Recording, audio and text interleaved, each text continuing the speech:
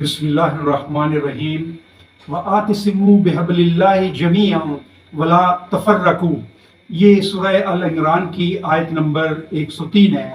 اس میں اللہ فرما رہا ہے اور مضبوطی سے تھام لو تم اللہ کی رسی کو سب مل کر اور فرقہ بندی نہ کرو۔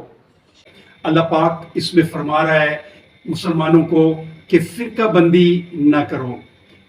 اللہ کے نزدیک مسلمانوں میں تقسیم انتہائی گناہ ہے اور مسلمانوں میں تقسیم بہت بڑا عذاب ہے جو اللہ تعالیٰ کسی قوم کے اوپر مسلط کرتا ہے۔ سورہ الانعام آیت نمبر 65 میں اللہ پاک فرما رہا ہے کہ کہہ دو وہ قدرت رکھتا ہے اس پر کہ بھیجے تم پر عذاب تمہارے اوپر سے، تمہارے پاؤں کے نیچے سے، یا بڑھا دے تم کو فرقہ فرقہ کر کے اور چکھائے مزہ ایک گروہ کو دوسرے گروہ کی طاقت کا۔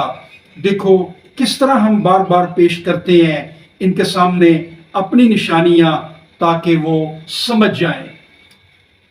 بھائیو، ہمیں اندازہ نہیں کہ مسلمانوں میں تقسیم اور گروہ بندی، فرقہ بندی، پارٹی بازی، دڑے بندی اللہ کے نزدیک کتنا بڑا گناہ ہے، اور یہ مسلط ہوتا ہے مسلمانوں کے اوپر ایک عذاب کی صورت میں۔ جب اللہ تعالیٰ ناخوش ہوتا ہے تو فرقہ بندی کا عذاب ان کے اوپر مسلط کر دیتا ہے۔